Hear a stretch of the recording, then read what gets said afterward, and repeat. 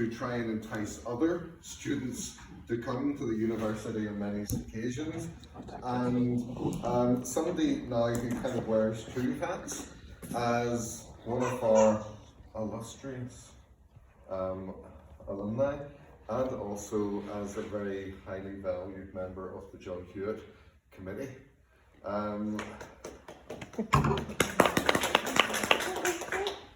You'll also be glad, and you'll be glad most of all, that I'm not going to say an awful lot, because this is a night, please smiles, this is a night that it's really celebrating Jay's fantastic collection. I shared this with my family tonight. I had to pull the book out of their hands. They started reading it, they started commenting on the cover, on the poetry, and usually I say, well, this is a book of poems by a new upcoming person, and nobody listens at all to me, but you have a whole new set of fans in Glenconway, which is something you weren't going to expect to hear. What we have is a really, really wonderful collection of poems to launch tonight by somebody who's an exceptional talent, and we know will go to brilliant places with their work. And so that's all I'm going to say, other than the floor is yours. If you don't have a glass of something, now is the time to do it. And metaphorically and physically raise a glass to really celebrate the production of your work, and may there be many more. Well, cheers, Sláinte. Thank you so much, Frank.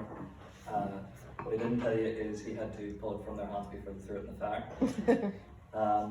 This started out as a birthday present. Actually, this book was announced on my girlfriend's birthday, who the book was dedicated to. This is from Amanda. And she actually designed the cover, and that's her handwritten, and she'll give off to me for saying this, but she feels bad about the lipstick stain. She says it makes her look too much like she has penguin lips. But yeah, I'll begin with the first poem in the collection. This is as a teenager on the Seine. Mr. Coyle said to me as he passed the railing where I leant, as some Parisian mooned us from the banks, and his mates snorted into their Chardonnay, "You look like a man in awful need of a woman to stand beside." Mr. Coyle was my secondary school technology teacher. I was on a trip to Paris with the school. Next poem is called The Center of the Universe after Tulsa. In Tulsa, Oklahoma, there is a place called the Center of the Universe. It's on the middle of a bridge overpassing some train tracks. And the way it's designed, the stone structures around it are designed that whenever you're standing right in the center, you can't hear anything outside. And no matter how much you scream or shout, no one can hear you. Your voice is just bounced back, echoed at you.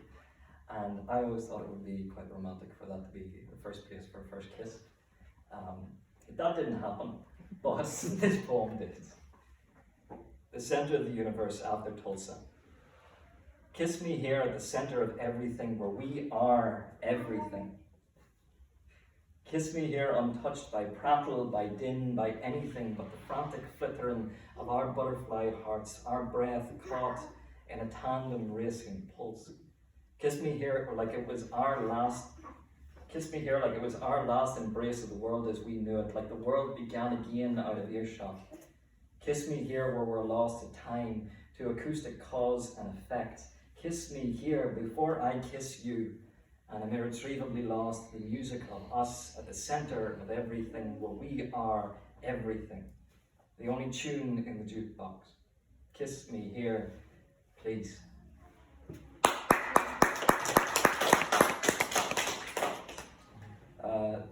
I didn't realize this at the time whenever I was writing it, but a lot of the poems in here are in a bed.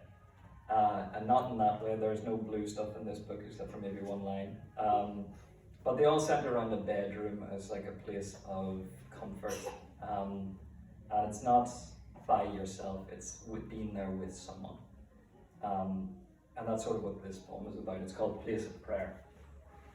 The cathedral of your bedroom is holier than Rome. The air thicker with deep lavender incense, Yankee candle smoke, Walmart's finest fragrances. LED candlelight touches our skin for the perfumed fog, makes us effervescent like the sweet, heavy air. The seraphim vinyl echoes through the clouds to our ears, shaking our souls to the core. We glow this luster and that, shape-shifting onto one another's fingertips, and I think to myself, what a way to worship.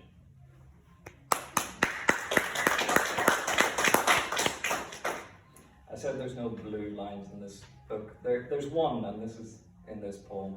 But if it's as blue as it gets, then I think I'm all right. This is Spoona. On her shoulders, a smattering of burnt cow parsley, freckles. I touch my lips to them and taste the floral fragrance of her fine flesh. Inhale her embrace, tug her back against the hollow of my breath. Her breast expands, retracts, expands again in the lined cup of my hand. It is my future pressed to her heart, our future, bedbound and wriggling.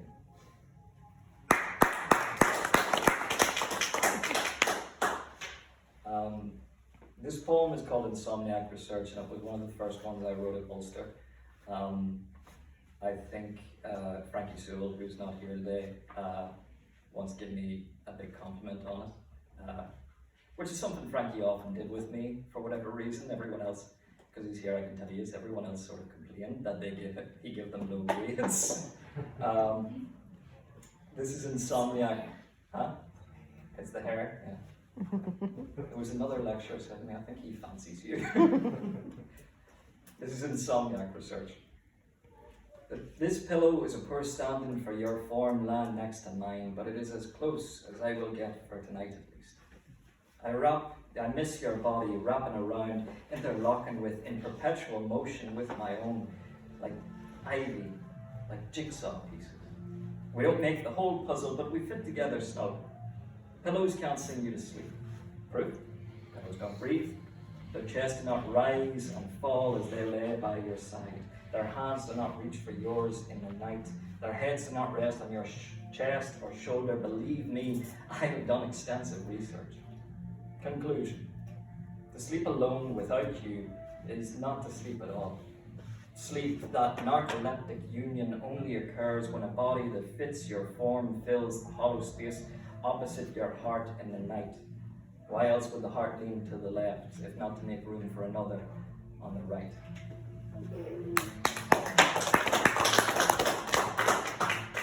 Thank you. So I'll read the poem that the book's called after. This is All That's Between Us Is Time. All that's between us is time, that landscape hidden beneath the tide. We tread it, all of us, at the same halting pace, foot by foot, second by second, as the flood recedes from our toes just a little further, just a little more, almost together again, like hands on a clock, almost embracing, celestial bodies in each other's orbit, pulled closer with every lap of it all, every near miss, every flirtation with collision. The tide sweeps out inch by inch by inch, the comets of our bodies grow closer to impact, embrace complete destruction. All that's between us is time and space.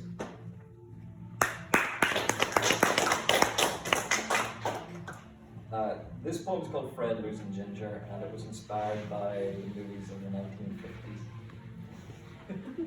1950s. She likes that one. Yeah, specifically the film is Robin and the Seven Hoods, which is a Rat Pack film, so I don't know why Fred and Ginger are in this book, but they are. God, they knew what love was like once. What happened to love letters and spats and ball gowns and top hats and teals and roses and pianos? Proper Hollywood heartbreak, heart-wrenching despair in the lap of luxury. It didn't matter how much you had in your pocket, anyone could have their heart broken in style and walk into the credits in a silk hat and bow tie.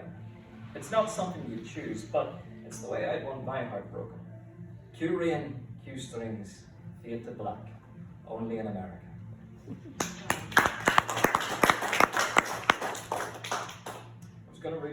rush in, but I haven't figured out how to perform that yet, so we're gonna skip it. This is Midnight Affair, because again, most of these poems happen in a bedroom for whatever reason. I leave the windows open at night to listen to the rain's heart beating against the rooftops, urgent and frantic, like a pair of teenagers fooling around in that rare moment of intimacy. They don't know if this second, this one desperate second, will be all the privacy they have. The rain and the rooftops don't trouble themselves with timekeeping on a night like this. There's no parent to walk in on an adolescent fumble of passion, no chaperone to pull heartbeat from slate. The weather watchers, voyeurs by any other name, sleep through the storm.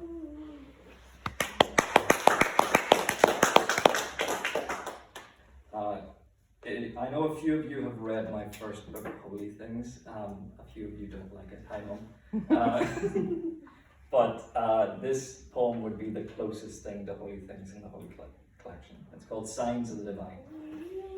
I want your patient passion to pinprick the thin flesh of my forehead, to burn the soft centers of my palms, my soles, to pierce the pudge of my flank that borders the belt.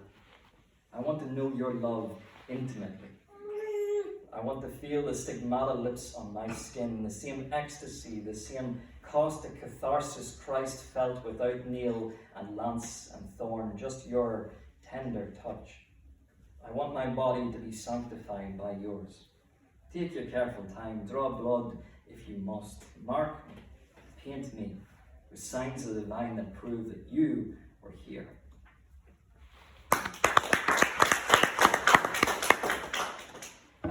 Pat keeps bringing up the colour of my hair, which, this isn't an insult, Pat, but women over a certain age tend to love to compliment me over my hair. Women under a certain age don't, for whatever reason. So I'll read this poem, it's called Binding. We sacrificed parts of ourselves to each other, copper and umber kept in an envelope, pressed between the pages of my books. This is the first thing of love we made, together. Took scissors to parts of us, thousands sleek and curling in our heads, on our heads, in our hands, on the scissors' tongue. Our binding wasn't with silk ribbon. Our binding was born of us, braided by my hand, sealed somewhere safe by yours. There's no thread between us. The thread is us, umber and copper together.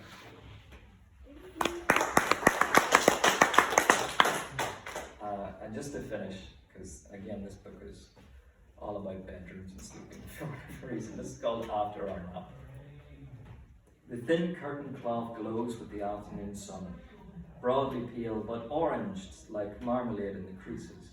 And you coil back on the bed, spine curved like a steeple collapsing in my arms. Hands grasping far above your head for something beyond the thin gold light that sepias our skin. You stretch, inhale, and hold it. Muscles and bones tense like viola strings waiting to be stroked into singing. I'll not keep you in suspense for long.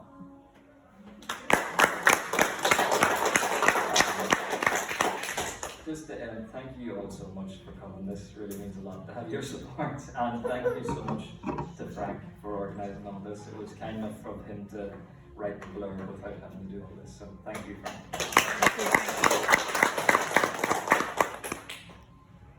Drink the wine, enjoy yourselves.